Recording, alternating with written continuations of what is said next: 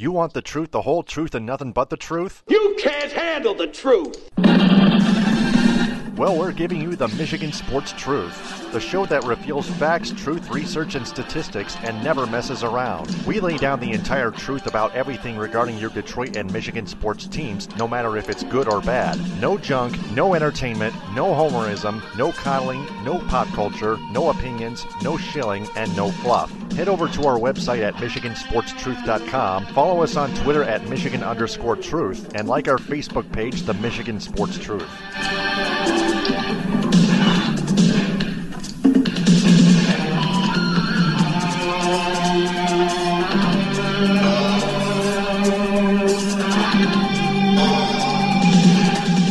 The hosts of the Michigan Sports Truth podcast do not take any suggestions or criticism from any member of its audience on how it should be run. It is up to the host to decide what they want to cover. They also do not intend to be any amount of popular in any way, shape, form, or fashion. Additionally, the views of the audience, right or wrong, do not reflect the actual truth revealed on this program. This is the postgame for May 7th, 2018 on a Monday night. The Tigers blow a 5-1 lead and lose to the Texas Rangers 7-6 at Globe Life Park in Arlington, Texas. You blew it! That one is long gone! You blew it! Man, oh man. That collapse was awesome. My God. Another loss to another horrible team. And that pushes the Tigers back even down deeper in third place because the Minnesota Twins blanked the St. Louis Cardinals 6-0 at the new Busch Stadium the second. The Twins beat the first place Cardinals. The Twins are catching up on those Cleveland Indians who had off. The Indians, the Tribe, play tomorrow. So the Twins are going to be a game and a half back.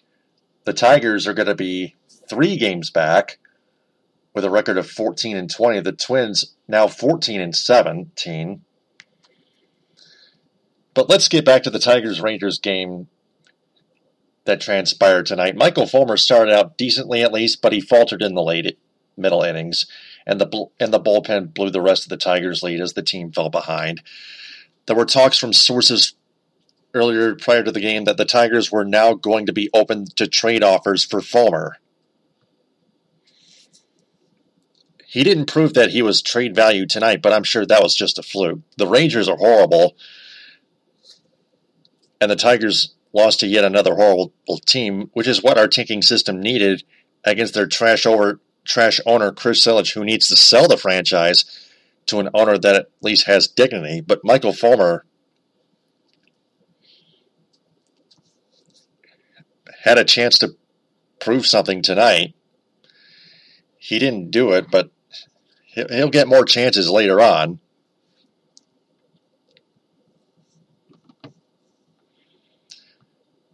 But it's part of the rebuild. It's all coming together, regardless of how many runs he gave up. 4 while on the mound, 5 total. Dixon Machado making an error, tying the game back up at 6 after the Tigers retook the lead on an error, scoring Jacoby Jones.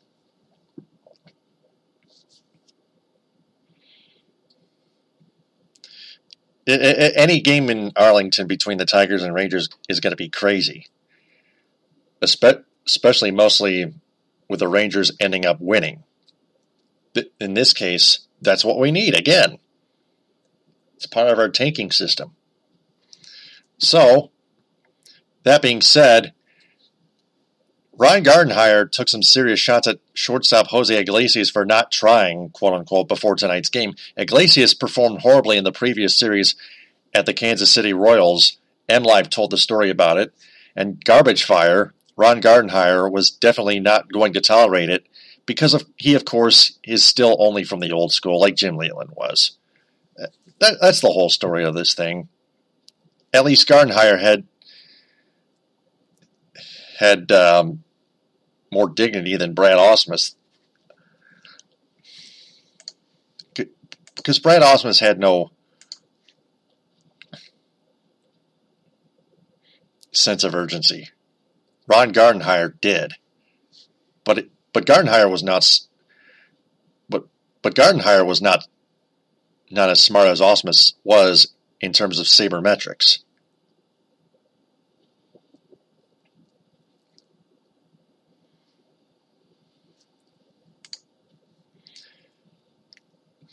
Those are two differences.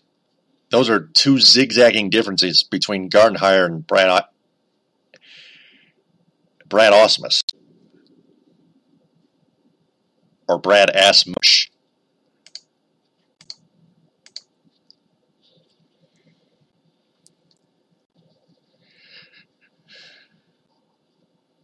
So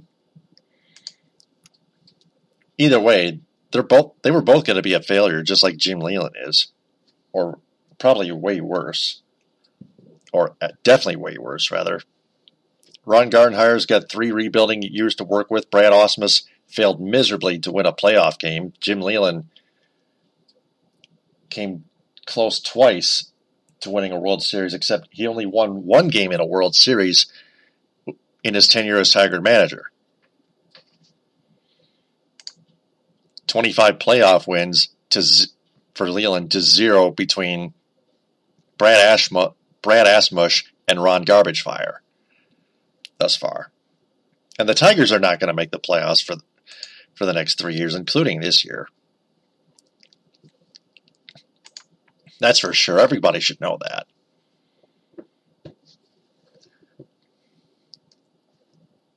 So, that's Tigers talk. Left sideline, 3, and he answers. According to ESPN's NBA writer Adrian Wojnarowski, the Pistons have fired Stan Van Gundy as both head coach and team president. I love it! Tom Gores was left with a difficult decision because he felt there needed to be major changes in the front office, and Stan Van Gundy, as now team president and then head coach, felt he did not want to be just the head coach after 4 seasons as team president and head coach. Both Stan Van Gundy, both SVG and Gores were talking for the past 2 weeks. They were resuming talks after the first week and carrying on to the second week. And since then, no word until last week. We heard some rumblings and speculation that the Pistons were considering only keeping Stan Van Gundy as head coach, but not team president, as they were considering front office changes, including getting rid of Jeff Bauer. And the fact that it was taking that long, stirred up that such speculation, which turned out to become reality, obviously. Even I didn't expect this to explode completely. The Pistons and their fan base needed that because Van Gundy was getting way too long in the tooth and never developed any of his players, especially not Andre Drummond with his free throw shooting, and especially not their de facto backup center, Boban Marjanovic, especially on the defensive side of the court, which I hoped to have seen before he got traded to the LA Clippers in the Griffin trade. At least Boban Marjanovic was quite an offensive post machine, which really got me flying with wings. Now, let's take a look at the 4 costly moves that led to Stan Van Gundy's firings. First off, the gambling on the Blake Griffin trade. Of course, he traded Boban Marjanovic. He also traded Tobias Harris and Avery Bradley to get Blake Griffin. He also got two reserve scrubs, including center Willie Reed and power forward Bryce Johnson. They absolutely sucked ass, both of them, in each of them, individually. And even Willie Reed had to be traded away for Jameer Nelson. And then they traded for Bryce Ennis III, or James Ennis III. Jeez. You stupid. Man. And then gifting $80 million to Reggie Jackson. $80 million. That's way high. You stupid. Are you out of your mind? $80 million. Not to mention the $130 million 5-year contract extension to Andre Drummond. This Stan Van Gundy and Jeff Bauer were spending way too much. Are you out of your mind? He does not care. Number 3, wasted draft picks. The Pistons team president, Stan Van Gundy, and general manager Jeff Bauer decided to draft Luke Kennard over Donovan Mitchell, who seems to be on a roll for the Utah Jazz, who are struggling right now against the Houston Rockets in the Western Conference semifinals. Houston's probably going back home up 3-1 in their series. But the Pistons picking Luke Kennard occurred right before the Utah Jazz drafted Donovan Mitchell at number 18 overall in the 2016 draft. The 2017 draft, rather. 2016, they picked Henry Ellenson at number 18. Donovan Mitchell came right after Luke Kennard in 2017. That was last calendar year. And of course, number 4, as I mentioned, failing to develop Andre Drummond. May I add, failing to develop all of his players, including once Piston Boban Marjanovic. So, that being said, it's time to find out, it's time to wonder who's going to be the new head coach and who's going to be the new team president or general manager. We have heard, though, from Wojnarowski of ESPN, the Pistons are expected to consider 14-year veteran Brent Berry in the revamped front office.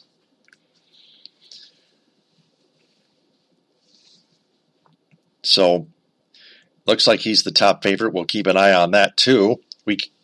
Just like we keep an eye on everything here at the Michigan Sports Truth, because we care about your teams. Whether you care about them or represent about them. We don't represent about them, but we do care. That's more important. Caring more important than representing. Like an imbecile. So, that's all the truth I have tonight. Now it's time for Louis Tenore's National Sports Report. Louis, take it away. You got it, Taylor. Okay, so we'll start on the baseball diamond. It's a red light, and I am the diamond. It's Monday, but we have games in progress. And we'll start this way. The Cubs pound the Marlins tonight 14-2. Hendricks got the win, and Garcia got the loss. Big time. The Twins blanked the Cardinals 6-0.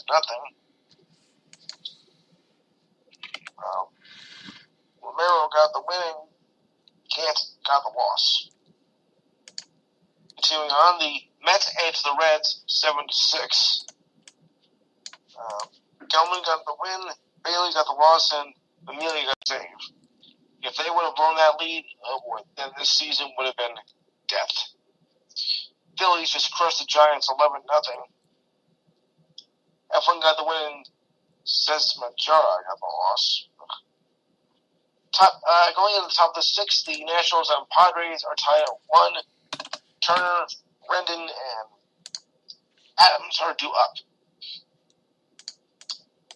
In the top of the 6th now, well, too bad baseball doesn't have a mercy rule because the Astros are beating up on the Athletics now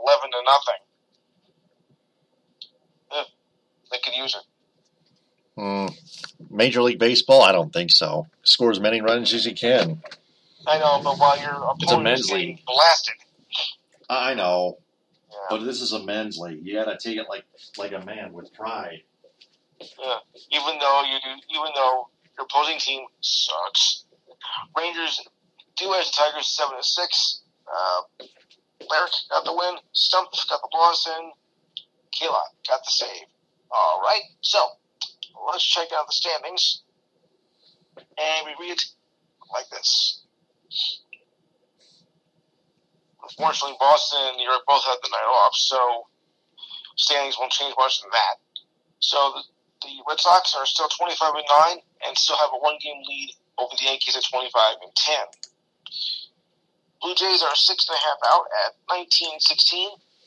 The Rays are 9 back at 15-17, and the Orioles 8-26, 17 out on May 7th. Oh, wow.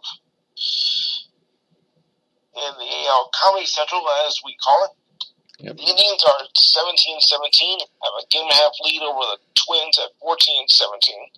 The Tigers are 3 back at 14-20. The Royals are 11-23, 6 back, and the White Sox 7 back at 9-23. Painful. West, Angels, Angels 21-13 have a one-game lead over the Astros at 21-15. Mariners 19-14, a game-and-a-half back. Oakland is 3 back at 18-16, and the Rangers bring up the rear at 14-23 and 8.5 back. In the National League, the Braves are 19-14, hold a half-game lead over the Phillies at 19-15. The Mets are 18-15, only one game out. Nationals coming on strong at 18-17, 2 out. And the Marlins are 6.5 out at 13-21. In the Central Division, the Cardinals are now 20-13, have a one-game lead over the Brewers at 20-15. Pirates are 2 back at 19-16. The Cubs are 2.5 back at 17-15. And the Reds are a laughing stock at 8-27, 13 back. In the West, the D-backs are 23-11, have a 3.5-game lead over the Rockies at 20-15. The Giants are 19-16 at 4.5 back. Dodgers 8 back at 15-19, and the Padres 13-22 at 10.5 back. All right, we've taken care of that. Now let's take care of tomorrow's schedule. And it reads this way. All right, leading off for tomorrow's games, it goes as follows. We have one afternoon game, actually, as the Twins will take on the Cardinals at 1:15. 7:05 games start like this. The Red Sox take on the Yankees. The Royals take on the Orioles. The Giants take on the Phillies. 7:07. The Mariners take on the Blue Jays. 7:10 games. The Mets take on the Reds. The Braves take on the Rays. 7:40. The Indians take on the Brewers. 8:05. Your Tigers take on the Rangers. And the Marlins take on the Cubs. 8:10. Pirates take on the White Sox. 8:40. The Angels take on the Rockies. 10:05. The Astros take on the Athletics. And 10:10 games, the D-backs take on the Dodgers. And the Nationals take on the Padres. Right, so now we'll go to the NBA since both games are completed already, so why not? All right, and one series survives and the other one does not, and this has got to be the strangest series I think I've seen. One I did not expect. First up, the Sixers stay alive with a 103-92 win over the Celtics. Jason Tatum had 20 points, 4 rebounds, 4 assists.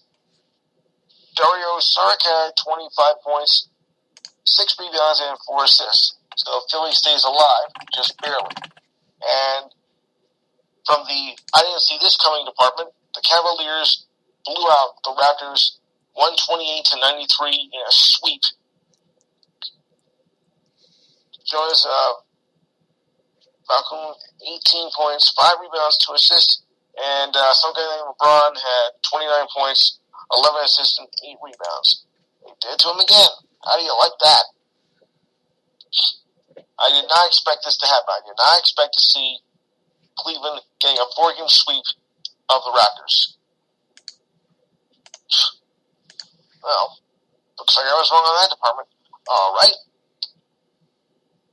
NHL, the Capitals have beaten the Pens 2-1 overtime and advanced to the Eastern Conference Finals. They finally did it. They finally done it. The Capitals did it on the road, too. Yeah, and my finals stay intact so far. And the Predators are leading the Jets now 2-0 as we head into the third period. Yeah, my finals are still good. Looks like there may be a Game 7 back in Bridgestone Arena in Nashville, Tennessee, and Music City. Mm-hmm. Well, they did say they guarantee a winning Game 6. That's 3-0 now. 13:36 winding down third period. All right. Okay, got some news for you Knicks fans and Cleveland as well.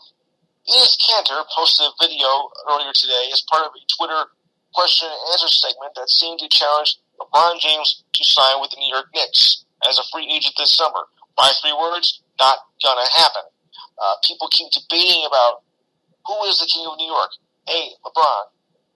Yes, you really want to be the king of New York? Come over here and prove it. I'll see you July 1st, brother. Good luck. That's what Kanter said. James can opt out of the final year of his contract with the Cavaliers this summer. I don't see that happening. The Knicks would need to shed significant salary to have enough cap space to sign James to a maximum contract. That probably would be a long shot in any James courtship, even if they had enough cap space. Part of the salary shedding to create the cap space for James likely will have to include Kanter's declining his $18.6 million player option. Kanter said he is considering not picking up his player option and signing a multi-year contract with a lower annual value. The King of New York reference in Kanter's video alludes to a declaration James made in an Instagram post after a Cavaliers victory over the Knicks at Madison Square Garden. I recall it very well. Kanter expressed a strong dislike for James after the game and the week of the Instagram post. He said, I don't care who you are or what you call yourself, king, queen, princess, etc. Whatever you are. Ooh. We're going to fight. Nobody out there is going to punk us. Kanter also said Knicks big man Kristaps Porzingis already held the title of King of New York. Kanter's video today isn't the first instance of public courtship between New York and James. Billboard near Madison Square Garden, posted last month, also played off the King of New York phrase, challenging James to sign with the Knicks as a free agent, with the statement, King of New York, prove it, and a hashtag, King James NYC 18. And there's also been billboards put up in Akron, Ohio, LA, pitching the Lakers, the Cavaliers, the 76ers, the Blazers, and several others. And it's also been commissioned in the past several months. I've said before, I'll say it again, he's staying right where he is. This is all just publicity.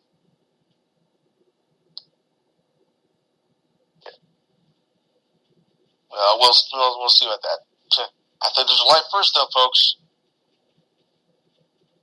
All right. The New Orleans Saints have released tight end Kobe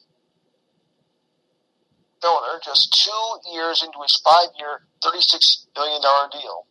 His release is not much of a surprise, since he only caught 22 passes for 295 yards and 2 touchdowns before being placed on injury reserve with a concussion. The Saints turned back their clock in free agency by re-signing Benjamin Watson, who had replaced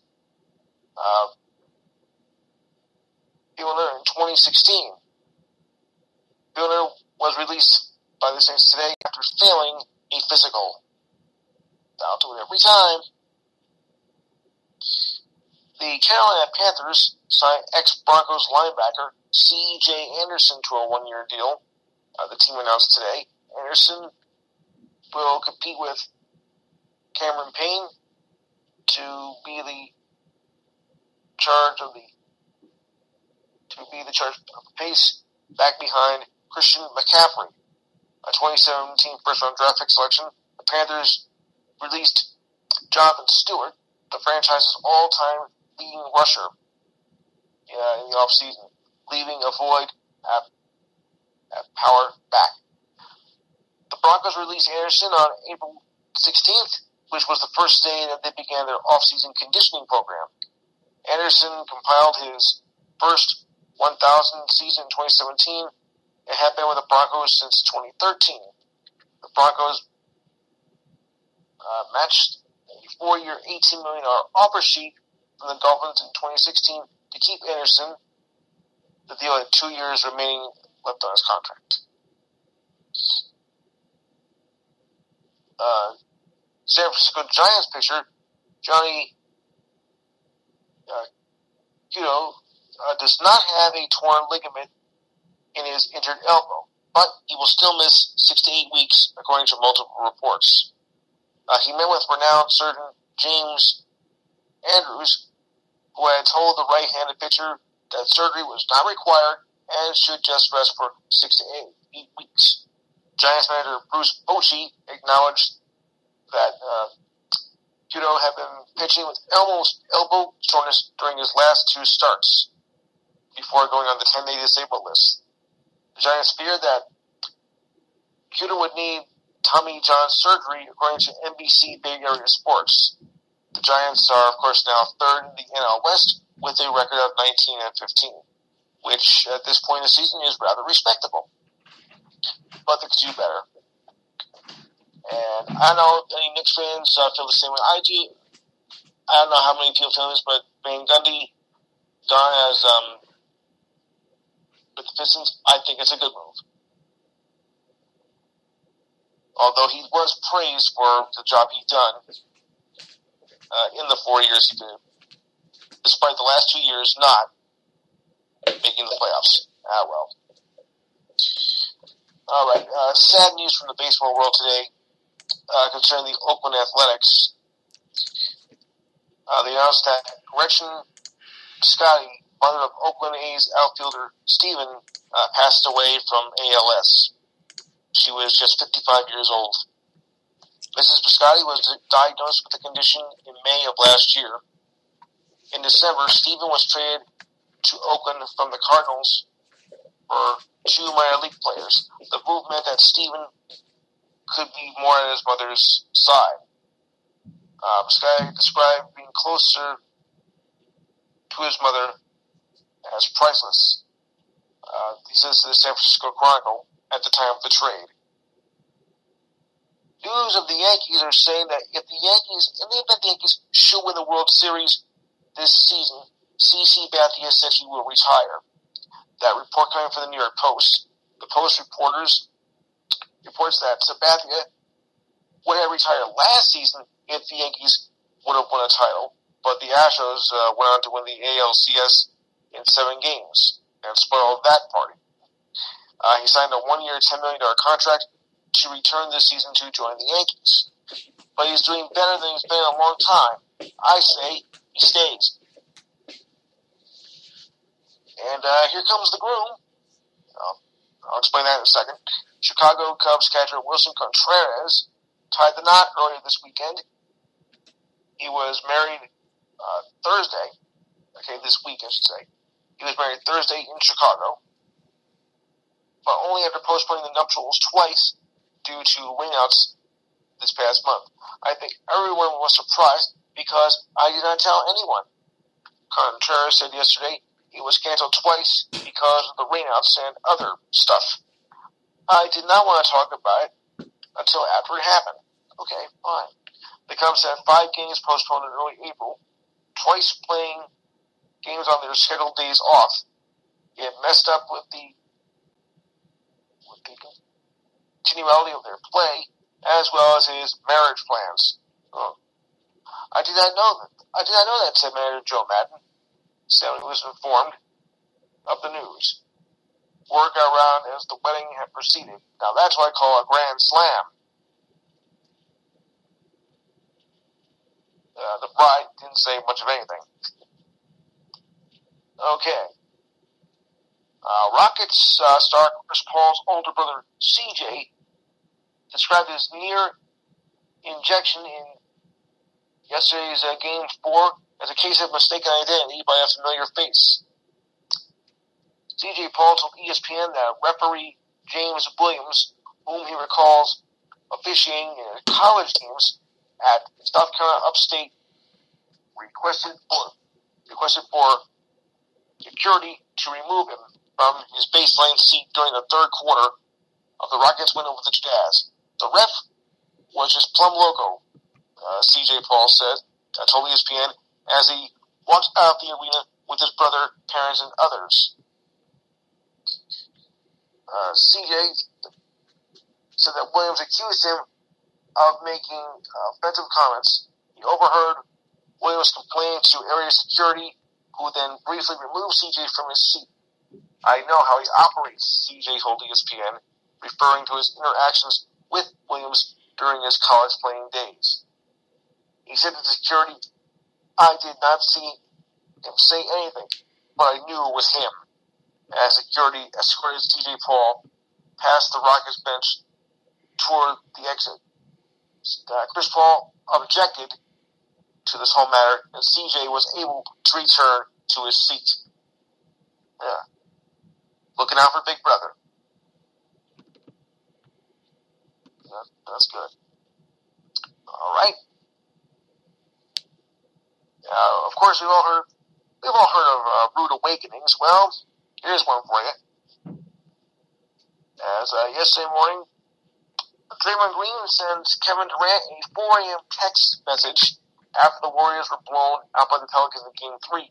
Green told ESPN he stayed up watching films. I can't sleep when we lose like this. And said Green throughout the night. Green was so frustrated with the team's performance that he sent Durant a long text message. The All-Star power forward delved his message in its totality. But he said he had to let his team know how they felt at the moment. I challenged him to be who he is. I had to tell him. Green said to ESPN, did not see him attack or be aggressive enough on both ends of the floor. We need to be, I don't hold back. When I see something that is wrong, I have to voice my opinion. There were no hard feelings. We were only trying to win a ball game. When Durant woke up hours later, he replied to the text message saying, I got you. I got your back. Yeah. But, no offense, but 4 a.m.? I mean, really? That's a little bit out of the ordinary. And Jason Day won the Wells Fargo Championship by 2 strokes. This sets up for the big tournament this weekend, and of course Tiger Woods is going to be there. Oh well. We'll see what he does. And okay, so now we'll just go back to the baseball scores and NHL if we need to. And we go like this. This is the post-game edition? Yes. All right, top of the 7th. Well, it's still pretty much out of reach as the Astros are now leading the Athletics 11-1. Runner on first and 1 out. Springer is bat and Bunt is pitching. 11-1. Forget it. Bottom of the 6th, the Nationals lead the Padres now 5-2. Strasburg is pitching and Hosmer is coming to bat, and there are now 2 outs. Just pop it up there. And I believe everything else is a final. Yes, everything else is a final. So now I'll just check the NHL. It's now 3-0 the Predators as we are now into the 3rd period with 7:45 to go. Game 7. Yep. Well, even PK Subban said that Subban. I guarantee Subban. Said I guarantee a win for Game 6, and so far his prediction is coming true, and it looks like it's going to hold that way too. All right, so that takes care of my rest of the evening. I'll hand it back over to you. All right, that's going to do it for the post game for Monday, May 7th, 2018. We'll be back on the air tomorrow night after the Tigers-Rangers middle game of the 3-game series concludes. For Louis Tenore, I'm Taylor Phillips. Follow me on Twitter at DT2Phillips. Follow the Michigan Sports Truth on Twitter at Michigan_Truth. Everyone, please click on the link and hit play to listen and then share this podcast on social media. TTFN, ta-ta for now. Bye, Master T. Good night. The hosts of the Michigan Sports Truth podcast do not take any suggestions or criticism from any member of its audience on how it should be run. It is up to the host to decide what they want to cover. They also do not intend to be any amount of popular in any way, shape, form, or fashion. Additionally, the views of the audience, right or wrong, do not reflect the actual truth revealed on this program.